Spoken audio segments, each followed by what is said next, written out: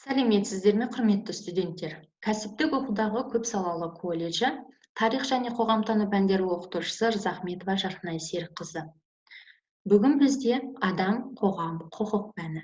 Бірінші курс, 2-ші топ, тамақтандыруды ұйымдастыру мамандығында өтетін болады. Сабағымыздың тақырыбы нарықтық құрылым типтері. Сабақтың мақсаты нарық ұғымын, нарықтық қатынастар заңдарын, түрлерін түсіндіру, жетістіктері мен қайшылықтары, экономиканың нарық жүйесінде дамуына нарық пен мемлекет, нарық пен адам арасындағы өзара байланыстарына тоқталып, нарықтың жетістіктері мен кемшіліктерінің мәнін ашу. Күтілетін нәтижелер: сабақтың соңында студенттер нарықтық қатынастар жайлы тереңірек білім алады. Нарықтық құрылымның типтері жөнінде терең ғылыми танымдық білім қалыптастыру арқылы белсенді ойлау қабілетін арттырады. Алған білімдерін қажетіне сай пайдалана білуге, өз бетінше қорытынды жасауға дағдыланады. Нарық механизмінің негізгі элементтеріне нелер жатады? Бірінші, баға, сұраныс пен ұсыныс, бәсеке. Яғни, нарықтық экономикада осы үш элемент негізгілері болып саналады, және бүгін біз осының ішінде бәсекеге тоқталатын боламыз. Бәсеке, Адам Смиттің айтуы бойынша, көрінбейтін қол. Неліктен көрінбейтін қол деп атағандығын келесі слайдта түсінесіңдер. Мысалы, А кәсіпорны сүт өндіреді делік, және ол өз сүтін 200 теңгеге сату арқылы өз пайдасын тауып отыр. Дәл сол сияқты Б кәсіпорны да дәл сондай сүт өндіреді, бірақ ол кәсіпорын 150 теңгеден сатады. Бұдан кейін А кәсіпорны да өзінің бағасын төмендетіп 150 теңгеден сатады. Бірақ Б кәсіпорнына бәсекелесе отырып, өзінің тұтынушыларын көбейту мақсатында өз өнімін арнайы тетра пакеттерде өндіреді. Ал Б кәсіпорны А кәсіпорнынан бәсекелесе отырып, өз өнімдерінің ассортименттерін көбейтеді. Яғни қоюлатылған сүт, йогурттар өндіріп шығарады. Бұл жерде біз нені көріп отырмыз? Бұл жерде көрінбейтін қол, яғни А кәсіпорны мен Б кәсіпорны, олар бір-бірімен арнайы келіспейді, бірақ бір-бірін сырттай бақылау арқылы бәсекелесе отырып, нарық субъектілері тұтынушыларға керемет жағдай жасайды. Тауардың сапасын арттырады, тауардың ассортиментін көбейтеді, тауардың бағасын түсіреді. Бұл бір жағынан тұтынушылардың пайдасына тисе, екінші жағынан екі кәсіпорын бір-бірімен бәсекелесе отырып, ілгері даму жолында келе жатыр. Адам Смиттің айтуы бойынша мемлекет араласпау керек дейді. Яғни нарықтық экономикада бәсекеге мемлекет араласпау керек. Сонда ғана мемлекет экономикасы алға қарай жылжиды екен. Ендеше бәсеке деген сөздің нақты анықтамасын беретін болсақ, бәсеке нарық субъектілерінің пайданы барынша ұлғайтуға, яғни қойылған мақсатты жүзеге асыру жолында өндірістің аса қолайлы жағдайлары үшін кәсіпкерлердің өзара күрес қатынастары ретінде көрінетін экономикалық жарысы. Даму масштабы бойынша бәсеке жергілікті бәсеке, сала ішіндегі бәсеке, сала арасындағы бәсеке, ұлттық бәсеке, ғаламдық бәсеке болып бөлінеді. Жүргізу әсеріне қарай бағалық бәсеке, бағасыз бәсеке. Ниеттері бойынша адал ниетті бәсеке, адал ниетсіз бәсеке болып бөлінеді екен. Және даму сипатына қарай жетілген бәсеке және жетілмеген бәсеке. Бүгінгі сабағымызда осы екі бәсекенің екі даму жолына сипаттама беретін боламыз. Жетілген бәсекеге тоқталатын болсақ, жетілген бәсеке дегеніміз ұқсас тауарларды сататын көптеген сатушылардың арасында орын алады. Мысалы, сіз егер базарға баратын болсаңыз, келіңіз, алыңыз деп тұрған сатушыларды байқайсыз, е? Бұл сатушылардың барлығы бірдей тауарлар сатып тұрғандықтан, сізге қайсы сатушыдан алса да бәрібір болады. Яғни бұл жерде тауар ассортименттерінің де көп болуымен және сатушылардың да көп болғандықтан, сізге қай сатушы бәрібір болады. Бұл бізде жетілген бәсекенің түрі. Яғни, бұл нарыққа кіруде шығуда оңай. Яғни, сіз сол базардың бір шетінен өзіңізге бір жерді арендаға алып, сол жерге тауар сатсаңыз да болады, және қажет емес кезде ол арендаға алған жерді өткізіп, саудаңызды тоқтатсаңыз да болады. Бұл өте оңай. Ешқандай бір сатушы да сатып алушы да нарық тепе-теңдігіне әсер ете алмайды. Мысалы, осы сатушылардың ішінде біреуі, мен ертеңнен бастап картошканың бағасын 1000 теңгеден сатамын деп айтатын болса, ол ертеңіне ақ бұл өзінің тауарын сата алмай қалады. Өйткені одан ешкім сатып алмайды. Тауарлардың ұқсас біркелкі болғаны үшін тұтынушыға кімнен сатып алса да бәрібір, оны жаңа айтып кеттім, тұтынушылар нарықтағы бағаны жақсы біледі, сол себепті сатушы тауар бағасын көтере алмайды.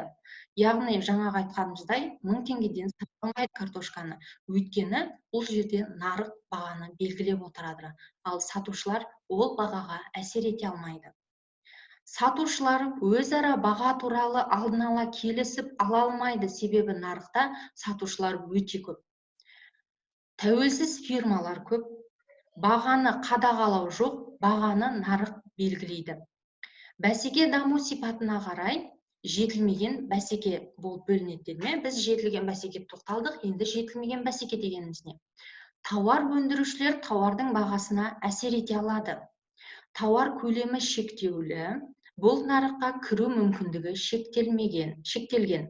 Яғни бұл нарыққа кіру бір кедергілердің бар екендігін көрсетеді. Жетілмеген бәсеке өз ішінен үшке бөлінеді. Монополистік бәсеке, олигополия, таза монополия. Бұл жерде монополистік бәсеке мен таза монополия екеуі екі түрлі ұғым. Енді біз осының ішінде монополистік бәсекеге тоқталайық. Монополистік бәсеке дегеніміз, мен бұл жерде косметиканы келтірдім. Мысалы, бізде нарықта Avon, Мереке, Oriflame, Faberlic сияқты неше түрлі компаниялар бар. Бұл нарықта тауардың бағасын өндіруші өзі белгілейді. Мысалы, Avon компаниясында өндіретін косметиканың бағасы Oriflame компаниясының бағасына қарағанда қымбатырақ немесе арзанырақ болуы мүмкін. Яғни компанияның өзі белгілейді. Егер қымбат болған жағдайда, мысалы Мереке компаниясының өнімдері қымбат деп есептесек, онда ол өзінің қымбатшылығын қандай да бір тауардың құндылығымен, ерекшелігімен түсіндіреді. Яғни бұл бәсекеде компания өзінің бағасын өзі қояды. Біріншіден, екіншіден, тауардың ерекшелігін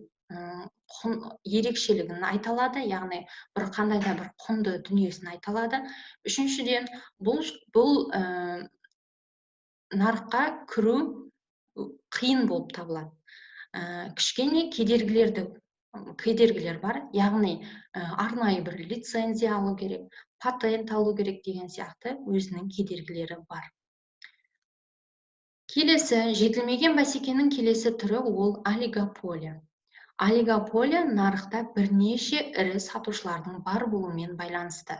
Мысалы, біз мына жерде телефон компанияларын алдым, бұл жерде автокөлік компаниялары болуы мүмкін, неше түрлі құрылыс компаниялары да болуы мүмкін.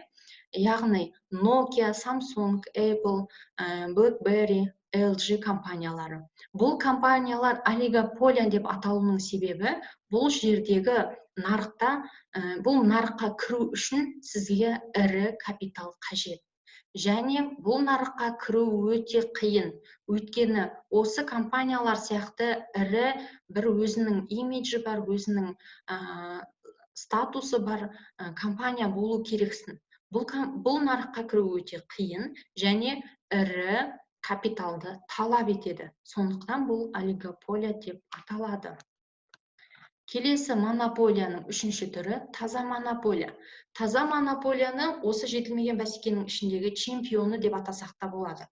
Өйткені таза монополияда, мысалы, біз мемлекет көлемінде ала алмаймыз, бірақ бір ауылда бір ғана құрылыс дүкені бар деп есептейік. Яғни, оның ешқандай бәсекелесі жоқ. Сол ауылдың тұрғындарының барлығы сол құрылыс дүкенінен барып зат сатып алады. Немесе бір ауданда бір ғана супермаркет, бір облыста бір ғана темір жол бар деп есептесек, яғни бұл таза монополия, ешқандай бәсекелесі жоқ. Монополия дегеніміз ерекше тауардың бір ғана сатушысы болуы, ал монопсония дегеніміз тауардың бір ғана сатып алушының болуы. Енді сабағымызды түсінген болсаңыздар, ситуациялық сұраққа тоқталайық. Автомобиль өндірісімен айналысатын олигополиялық нарықта Toyota компаниясы өзінің тауарының бағасын 5%-ға көтеруге шешім қабылдады. Бұл нарықта барлығы 4 фирма жұмыс жасайды және олардың әрқайсының нарықтық үлесі орта есеппен 25%-ты құрайды. Toyota компаниясының өз өнімінің бағасын көтеруінің себебі немен байланысты және бұл неге алып келеді? Бұл ситуациялық сұрақты студенттер сіздер шешімін табыңыздар. Интернет желісінен қосымша ақпараттар іздеп, нақты жауабын маған айтатын боласыздар. Келесі тапсырма сәйкестендіру. Типтері жаңа біз айтып кеткен табиғи монополия, жетілмеген бәсеке, олигополия, монополистік бәсеке, жетілген бәсеке. Соған қарама-қарсыда орналасқан анықтамаларды сәйкестендіріп дәптерге жазамыз. Бұл екінші тапсырма. Осы екі тапсырманы орындап болғаннан кейін тілек беті деп аталады, яғни WhatsApp желісі арқылы кері байланыс маған жасайсыздар. Яғни сізге бұл сабақта не жақсы болды, не қызықты болды, өзіңізге не алдыңыз және қандай кедергілер болды. Үйге тапсырма: адам, қоғам, құқық 10 сынып оқулығынан 17-ші параграф 134-ші бетті оқу, интернет желісінен қосымша материалдар жинақтау, білімімізді кеңейту. Осымен біздің бүгінгі сабағымыз аяқталды. Назар салып тыңдағандарыңызға рахмет. Сау болыңыздар.